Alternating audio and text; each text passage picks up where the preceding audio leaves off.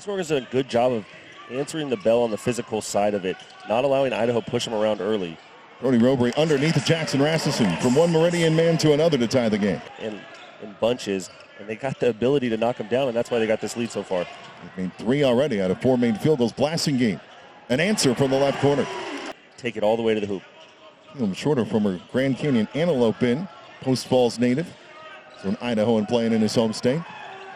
Blasting game again for the left corner. 2 in a row for him. Now Mitchell asking for a screen. Leave for Joba underneath. And Seth Joba with the left hand. Nicole Hammock, freshman guard for Eastern Oregon in the game as well. Out of Aurora, Oregon, Greater Portland area. Pico Johnson a 3. Well, the Vandals are hitting that corner. That's 3 threes from him there now. So the Vandals hustling on the glass, getting a second chance in this possession. It's Johnson with the dribble, settling things. Fall away 3. No trouble for Pico Johnson. Passing game, bouncing it up. Finds Robery. Johnson bluffing the long 3. Just made one moments ago. Steele will try. And he hits. Make it 4 now for Eastern Oregon. Beg your pardon. As Colton Mitchell trying to find Jackson Rasmussen. Ultimately gets to him. Rasmussen through 2 defenders. Puts it up and in. And I love it. Trey Blasting game back as well. One of the leading scorers for Idaho. 9 points and 3 threes. It's Clapper, the lefty, for 3, and he hits. And I really like right now, 5 guys on the floor for Idaho who can hit threes. Just about everybody from both sides hitting triples in this game so far. Mitchell will try to get in on the fun. Sure, why not? Idaho leading by 9, nearing 4 minutes to play in the first half.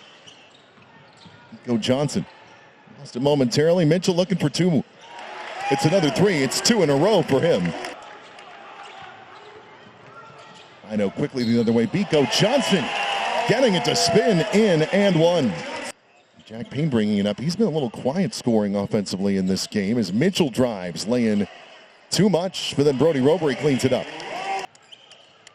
Pico Johnson for Idaho. Thought about the 3. Instead bounces it into Jackson Rasmussen. Rasmussen 7 points in the first half and 2 now in the second. Ball possession for Pico Johnson. Things running through him. Rasmussen thought about the 3 to the hoop instead for 2. I mean, and utilizing that mid-range. And Eastern Oregon hanging in here.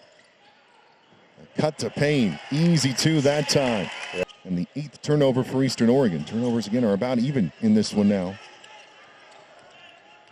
Mitchell with the ball for Idaho. Takes a 3 and he hits. Shoves up floor to Mitchell. Now to Clapper. Miles Clapper to the hoop. Righty lay-in. He's a lefty but switches hands there. It was near single digits not long ago. The Eastern Oregon Mountaineers, a steal for Miles Clapper.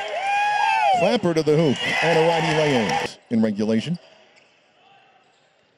Robery bouncing it underneath for Rasmussen. Again from Meridian to Meridian. Rasmussen just to the hoop and lets it curl over and fall in. Hammock hits the second free throw for his first point of the night. Now every Mountaineer has scored in this one. Brody Robery underneath for Jackson Rasmussen. Just easy hook shot, a foot away from the hoop. You don't get to count that either. You don't get to count that either. Mitchell with it for Idaho. Mitchell finding Rasmussen. Rasmussen just going to the hoop in the second half, and he's got 2 more. As that pass deflected and stolen. Up floor, Rasmussen. And he's fouled on the dunk, and it goes. Job and Brickner again exchanging. Brickner cutting into the key. Left corner 3, Clapper. And he hits. You're not going to have the outside shot falling. You've got to rely on getting the ball to the rim. And that's what I'm impressed with this Vandals team, as we see Seth Joba do exactly that, is they have players that you can just... Sevilla is the only Vandal who has taken the floor who has not scored in this contest. As Brickner underneath to Clapper. He gets it to go, and 1. Only difference really more is it's been 2s instead of 3s. As Brickner to the hoop, cutting and laying it in. Definitely been seeing that trend going around college stadiums. Sevilla underneath for Steele. Steele, lefty hook shot.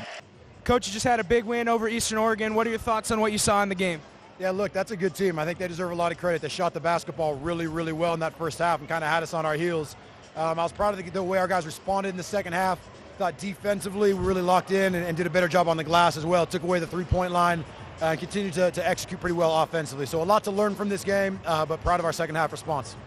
You had 9 assists in the first 8 minutes of the game. How much more dangerous is this team offensively when you're really able to move the ball around at an elite level like that? Yeah, we got a lot of weapons. You know, I think we're still looking for our offensive identity a little bit, like how often we're going to pound the ball inside versus shoot the three.